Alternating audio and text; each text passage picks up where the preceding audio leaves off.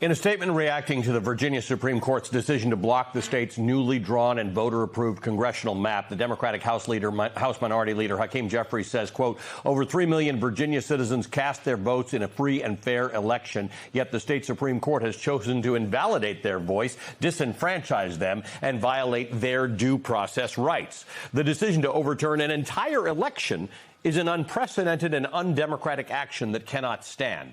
MAGA Republicans have adopted voter suppression as a strategy, as also evidenced by far-right extremists on the Supreme Court gutting the Voting Rights Act to open the door to a Jim Crow-like attack on black representation across the American South.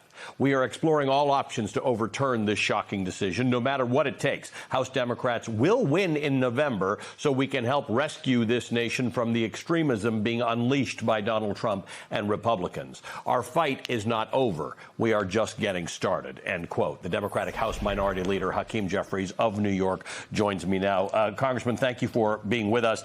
Let me ask you this. At some point, the polling indicates the likelihood that Democrats will take the House in November. History suggests the likelihood that that'll happen. Are you a little worried that this nutty, out of control gerrymandering actually compromises that possibility? No, we're going to win back the House of Representatives in November. We are only 3 seats short. We historically overperformed in November, and that's one of the reasons why Republicans are in panic mode. Remember, Ali, when we took the House back in 2018, we were 24 seats short. We crossed over that hurdle, and in fact, in 2018, we flipped a total of 40 seats. So we're going to take back control of the House of Representatives. We're going to continue to make clear to the American people that we will lower their high cost of living, fix a broken health care system, and clean up the corruption that we're seeing in the country, in the Congress, certainly with the Supreme Court, and deal with the most corrupt administration in American history. Now, we're going to need nationwide judicial reform. We're going to need nationwide electoral reform. We're going to need nationwide campaign finance reform, which is why we have to take the House back, take the Senate back, keep pressing forward, and then in 2028, take the presidency back as well. So I'm going to talk to you about those 3 areas of reform that you suggest. You heard Elie Mystal saying he puts judicial reform at the top of that. But I want to talk about something else. Of those things, you say you're going to talk to people and win their votes over based on their cost of living and their health care. That message is being very clearly put forward by an increasing number of progressive candidates who are winning primaries. That sometimes feels out of sync with both the Democratic Party and who House leadership wants to run in primary elections. And you face some criticism for this. Where are you on this? Because the people winning elections right now tend to be putting that message forward very clearly. Well, since January of 2025, in my first remarks to the new Congress, we made clear that we're going to center lowering the high cost of living. America's far too expensive right now. People are working hard, they're playing by the rules, and they can't thrive, they can barely survive. That's a universally held belief amongst Democrats in the House across the ideological spectrum, from progressive to New Dems to Blue Dogs and all points in between. And what we've seen across the country, we've now won elections for 16 consecutive months, including in places like New Jersey, where Governor Mikey Sherrill ran on affordability.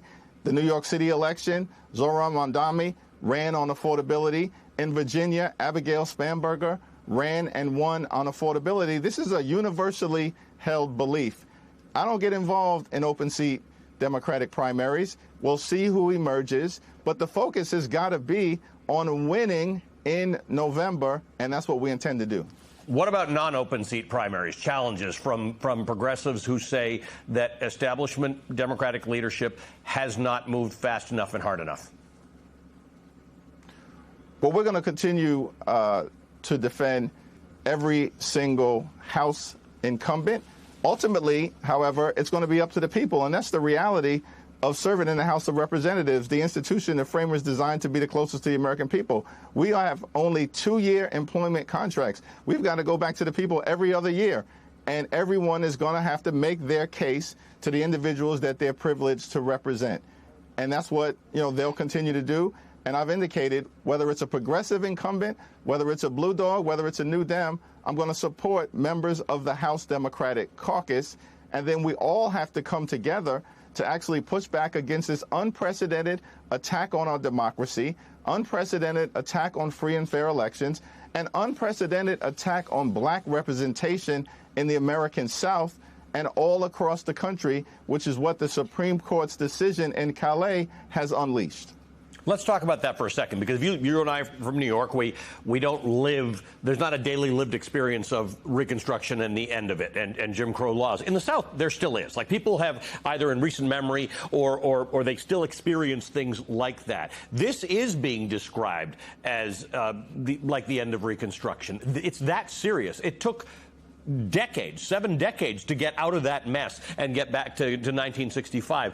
How do you get people in New York and California and Minneapolis and places like that to think about the fact that this is everybody's fight right now? This isn't just black people's fight.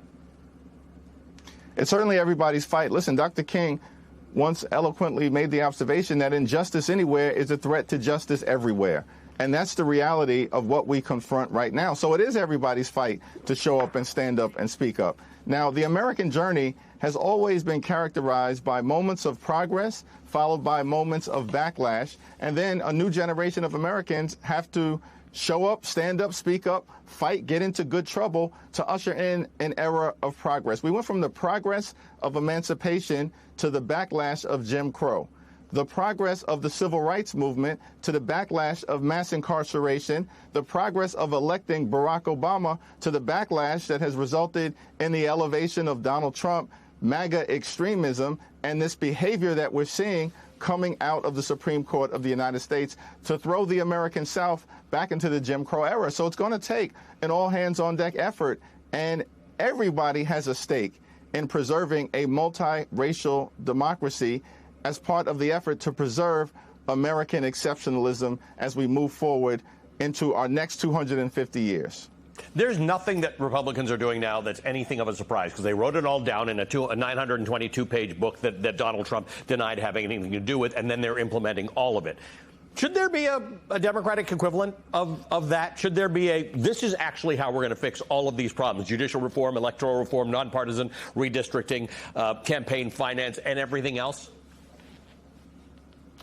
Yeah, well, certainly I think a lot of that has been laid out by House Democrats, and we will continue to lay out what we think needs to be done in order, one, to solve the problems that the American people want us to address in terms of an affordable life, a comfortable life, giving them the ability to live a middle-class life or beyond, live the good life. At the same period of time, we do have these structural problems that need to be addressed. We've got to, for instance, make sure we pass the John Robert Lewis Voting Rights Advancement Act so we can end the era of voter suppression in the United States of America once and for all. We have to end Citizens United, dramatically reform our campaign finance laws to stop the ability of these deep-pocketed special interests to intervene. And we are going to have to explore massive judicial reform, state by state, and at the federal level, and everything should be on the table as far as I'm concerned. Congressman, good to see you. Thanks for being on the show this morning. We appreciate it. Congressman Hakeem Jeffries of New York is the Democratic leader in the House of Representatives.